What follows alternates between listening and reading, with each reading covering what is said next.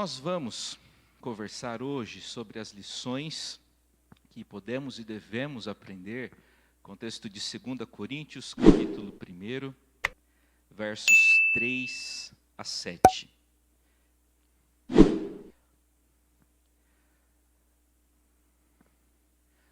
Abra sua Bíblia, por favor.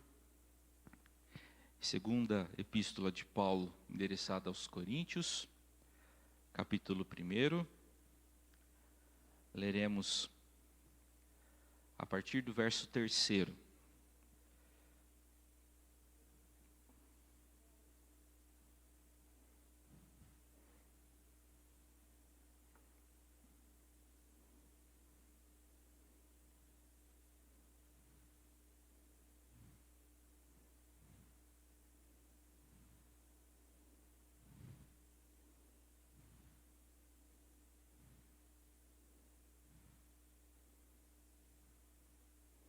Vamos lá. Bendito seja o Deus e Pai de nosso Senhor Jesus Cristo, o Pai de misericórdias e Deus de toda a consolação. É Ele que nos conforta em toda a nossa tribulação, para podermos consolar os que estiverem em qualquer angústia, com a consolação com que nós mesmos somos contemplados por Deus. Porque assim como os sofrimentos de Cristo se manifestam em grande medida a nosso favor, assim também a nossa consolação transborda por meio de Cristo. Mas, se somos atribulados, é para o vosso conforto e salvação. Se somos confortados, é também para o vosso conforto, o qual se torna eficaz, suportando vós com paciência os mesmos sofrimentos que nós também padecemos. A nossa esperança a respeito de vós está firme, sabendo que, como sois participantes dos sofrimentos, assim os sereis da consolação. Esse texto fala a respeito de conforto, do conforto que vem do próprio Deus, do conforto divino, do conforto oriundo dos céus. Eu não sei vocês, mas quando eu escuto a palavra conforto, eu penso quase que no mesmo momento em bem-estar material. Não sei se isso acontece com vocês, mas eu notei que muitas vezes eu associo conforto a bem-estar material. No entanto, a palavra conforto comunica outras ideias, e na verdade, o principal significado da palavra conforto é encorajamento. A palavra conforto vem do latim conforte e comunica a ideia de fazer forte juntos, ou seja, conforto tem a ver com uma parte fortalecendo outra. Conforto tem a ver com essa interação. Conforto tem a ver com um indivíduo que está fragilizado e outro que ajuda esse indivíduo fragilizado a tornar-se mais forte. Conforto tem a ver com isso. Conforto tem a ver com encorajamento daqueles que foram envolvidos, tocados e também abrangidos pela derrota, pela dúvida, pela infelicidade, pelo temor, pela desconfiança. E a grande verdade é que nós todos, em diversos momentos da nossa vida, nos deparamos com essa realidade da dor, da derrota, da infelicidade, do desprazer, entre outras situações. A segunda epístola de Paulo endereçada aos Coríntios é bastante curiosa quando nós observamos as lições que encontramos aqui a respeito do que devemos fazer no meio do sofrimento. Esse é um dos principais assuntos, uma das principais matérias de Paulo ao redigir essa epístola. Paulo, diversas vezes, nessa preciosa carta do Novo Testamento, fala a respeito dos problemas e de como nós encontramos forças no Senhor para triunfar e para prosseguir. Escrevendo aos Romanos, ou melhor, escrevendo aos Coríntios, pela segunda vez, Paulo ensina que quando nós nos encontramos desanimados e prontos para desistirmos, já aconteceu isso com você? Você resolveu, eu não aguento mais, eu vou jogar a toalha, dessa noite não passa, eu não aguento mais outro dia assim, eu não aguento mais um problema dessa natureza, eu vou jogar a toalha, eu vou desistir.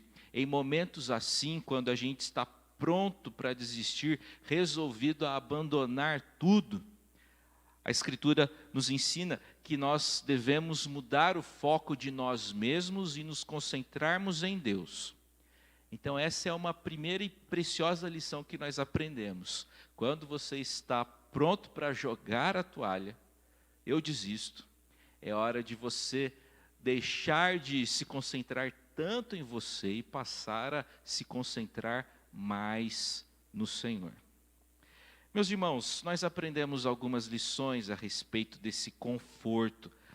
Aprendemos que esse conforto procede sempre de Deus. Depois da sua saudação aos cristãos coríntios, essa saudação ocupa os 2 primeiros versos do capítulo 1 de 2 Coríntios, vem a exaltação. Paulo passa da saudação, dos cumprimentos, para a exaltação. O apóstolo dos gentios inicia sua carta com doxologia. E o que é doxologia? É uma palavra de adoração, de louvor a Deus. Aliás, isso era bem do feitio do apóstolo Paulo. Em muitos de seus escritos, a gente encontra o apóstolo Paulo irrompendo em louvor e adoração.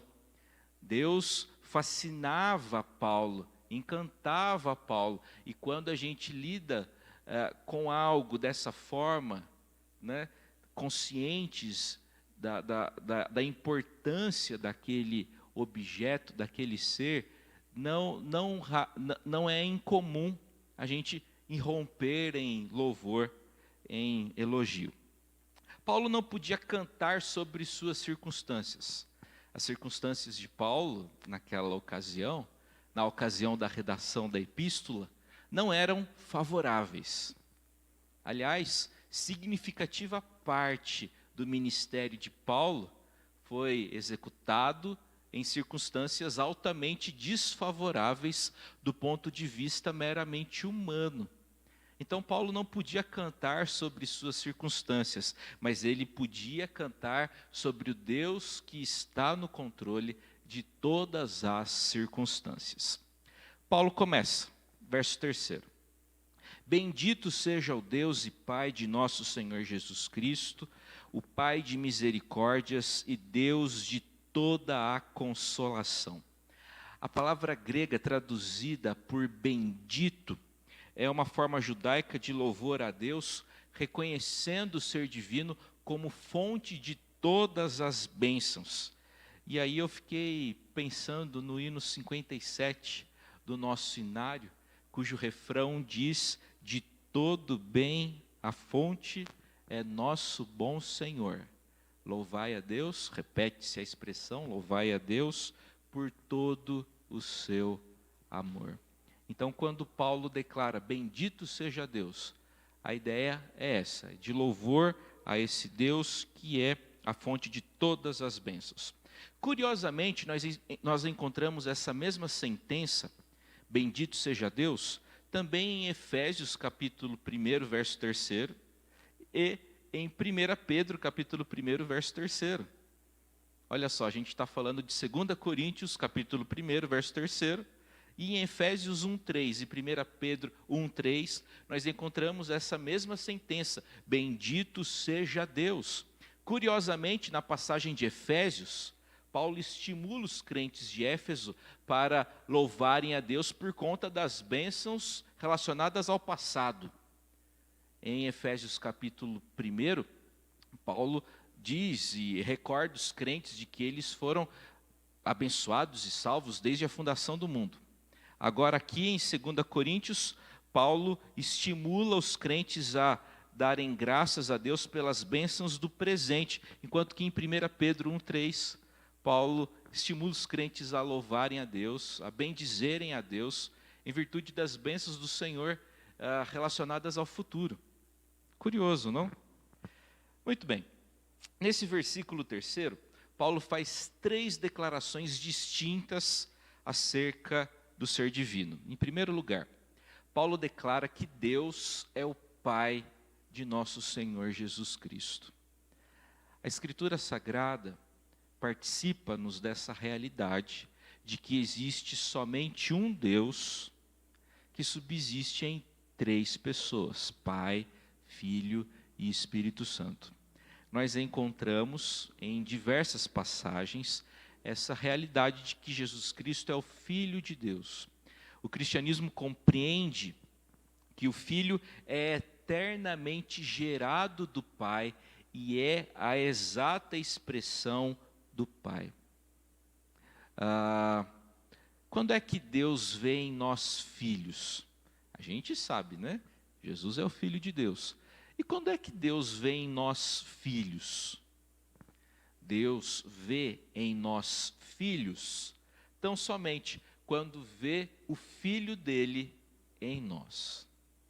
A exigência bíblica para sermos chamados filhos de Deus é crermos no Filho do Senhor. Deus vê em nós filhos quando vê o Filho dele em nós. É quando cremos em Jesus Cristo que somos considerados filhos de Deus. Segunda realidade que aprendemos com o verso 3, Deus é o Pai de misericórdias. Pai de misericórdias. O que é misericórdia? A misericórdia é a eterna disposição que Deus tem de nos tratar e de se relacionar conosco mediante a sua graça. Misericórdia é isso, é a eterna disposição que Deus tem de nos tratar de forma bondosa e graciosa, e não em conformidade com os nossos erros e delitos. Então, quando declaramos que Deus é misericordioso, que as misericórdias do Senhor se renovam sobre as nossas vidas, nós estamos celebrando essa verdade. Deus se relaciona conosco mediante a sua graça. Curiosamente, a palavra misericórdia era empregada no Antigo Testamento para fazer referência à bondade e ao amor presentes numa relação entre parentes, hóspedes, amigos e governantes. Então, assim, é gostoso receber nossos irmãos em casa, nossos sobrinhos em casa, os primos, os pais, os filhos. Então, a palavra misericórdia era empregada no mundo antigo para falar desse clima agradável de receber e de hospedar uma pessoa que a gente gosta, que a gente aprecia. Então, misericórdia é isso, é Deus nos tratando dessa forma, como gente que Ele ama, ok?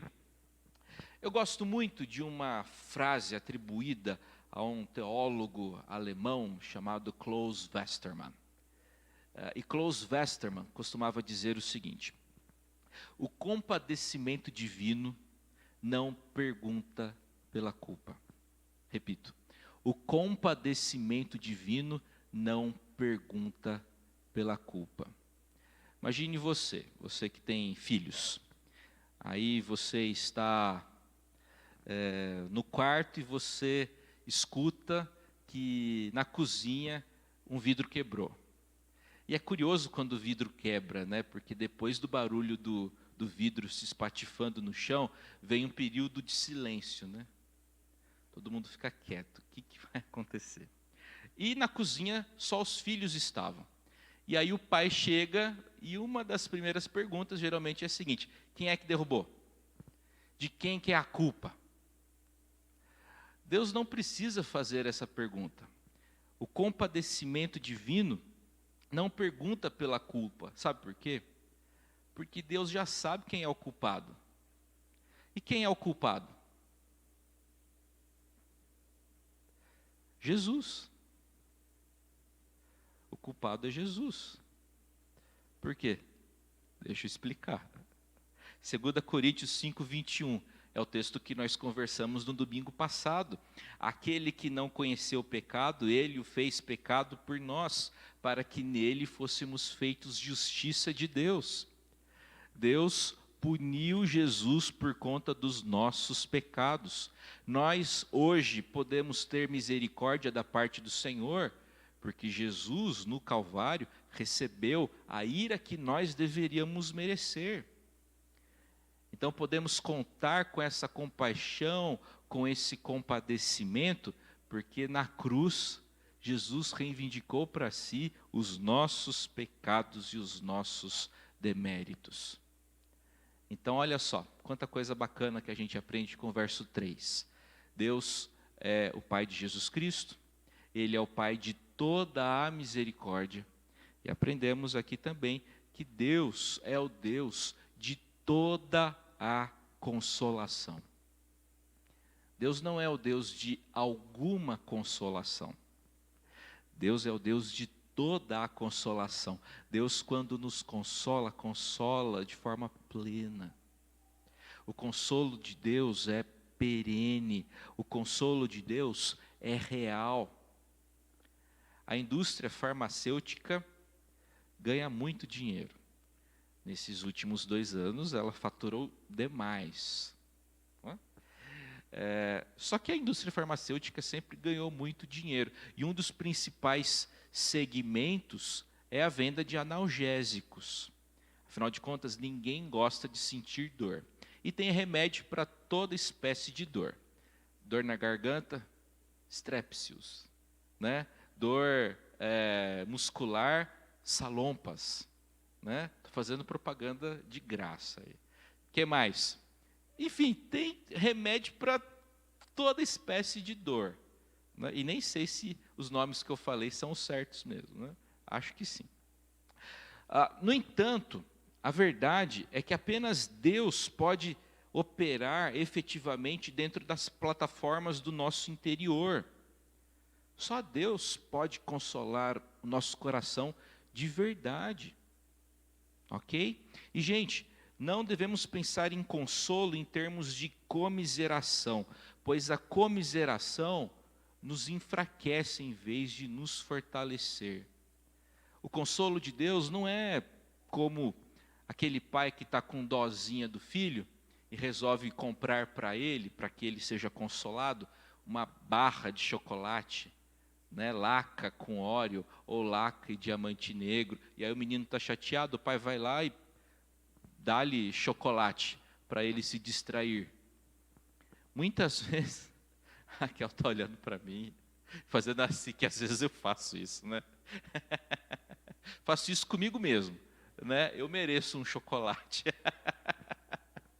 Então, a gente não pode pensar em consolo de Deus em termos de comiseração. Tá? Deus não passa a mão em nossa cabeça e dá um chocolate para que a gente se distraia das dificuldades. Antes, Deus coloca a força dele em nosso coração. O consolo divino tem a ver com esse movimento. É Deus colocando a força dele em nosso coração para que a gente enfrente as tribulações e as supere e as vença.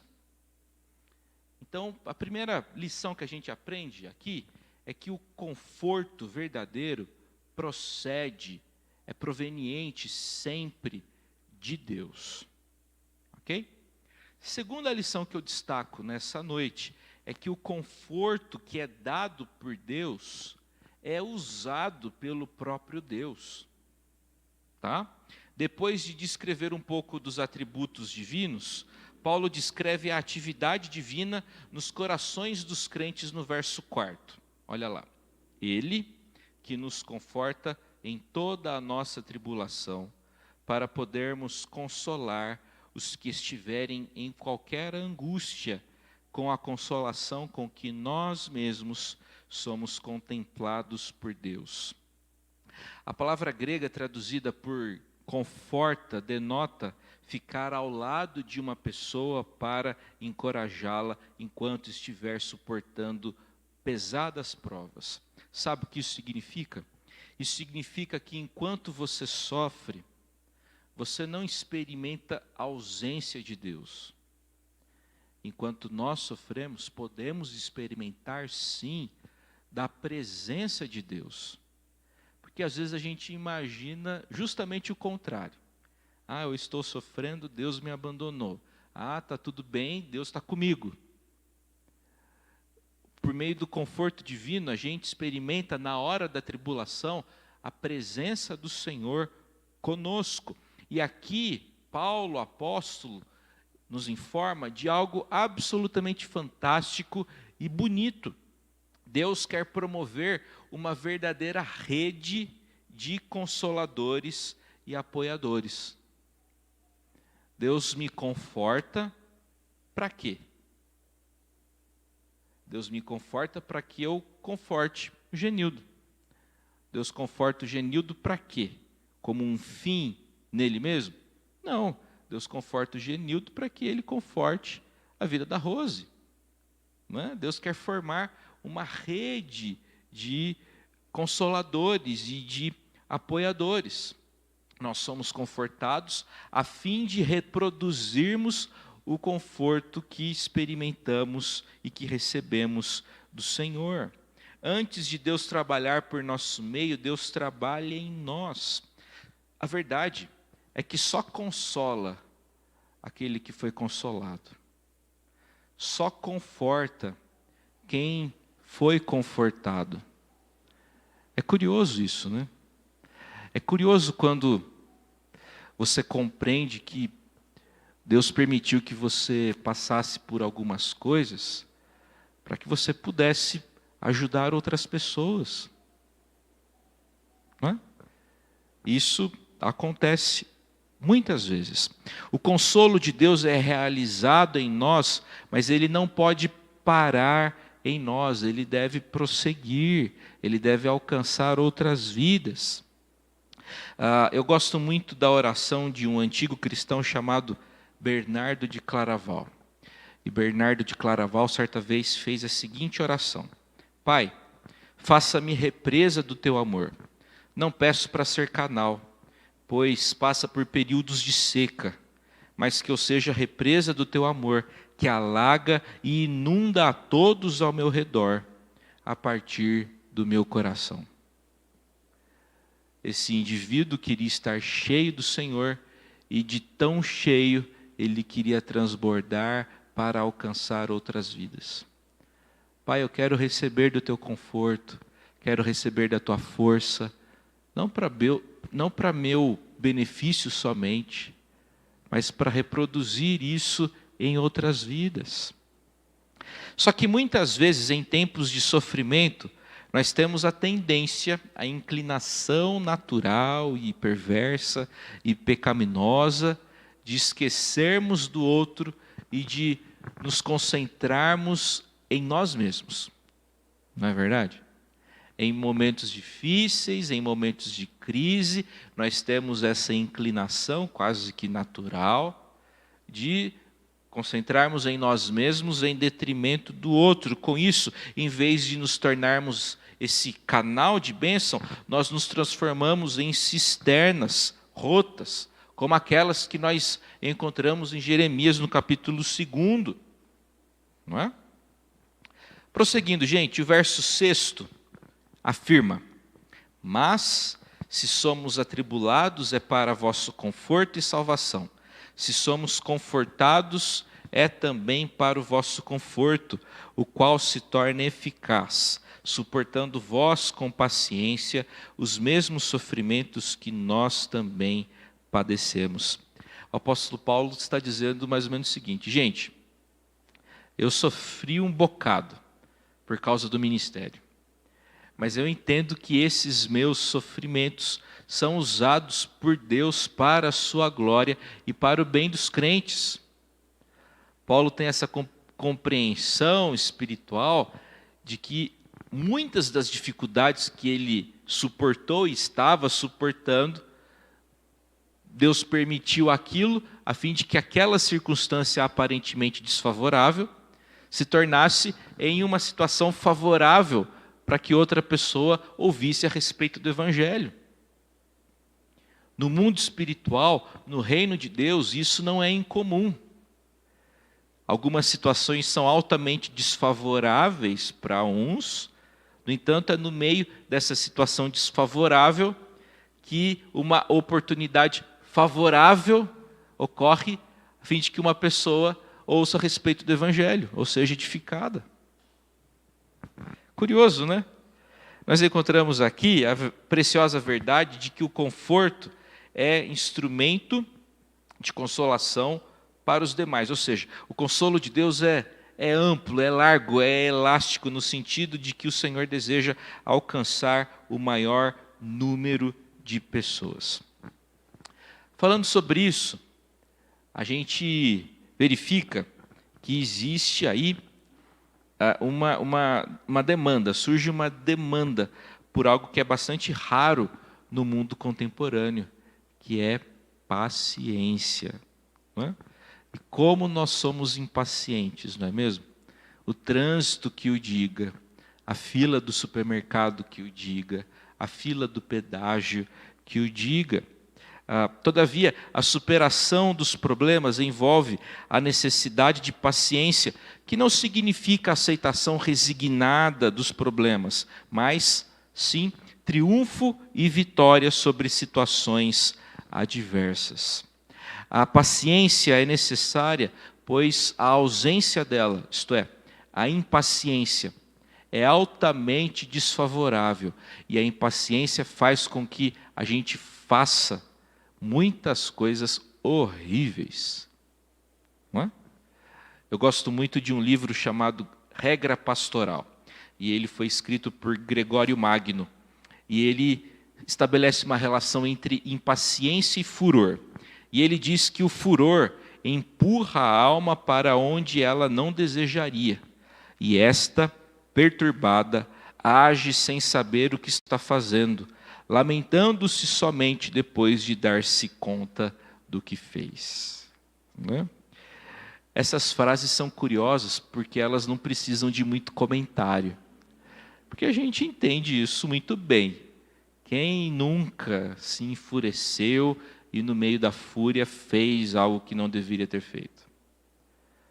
Quem nunca no meio do furor não fala alguma coisa que depois se arrepende profundamente de ter falado? Né? A palavra grega traduzida por paciência aqui era usada no mundo antigo para descrever a habilidade de uma planta viver sob circunstâncias que são desfavoráveis. Gente, concluindo essa nossa breve reflexão a respeito do conforto divino, eu quero recuperar uma frase atribuída a Charles Spurgeon. Charles Spurgeon foi um inglês, um britânico, e é considerado como o príncipe dos pregadores. A história o considera como o príncipe dos pregadores. Era grande expositor bíblico. E certa vez Charles Spurgeon afirmou o seguinte: as dificuldades abrem mais espaço para o consolo. E ele diz: a enxada da dificuldade cava mais fundo o reservatório do consolo. A enxada da dificuldade cava mais fundo o reservatório do consolo. O crente tem condições de contar experiências, testemunhos dessa natureza. Momentos de grande fragilidade, dor, angústia, intranquilidade. São também, muitas vezes, aqueles momentos em que a gente experimenta mais da graça e do favor do Senhor. A minha oração é para que o Todo-Poderoso Deus abençoe você profundamente e que a gente aprenda isso. Que a gente cresça em conhecimento do Senhor, em graça.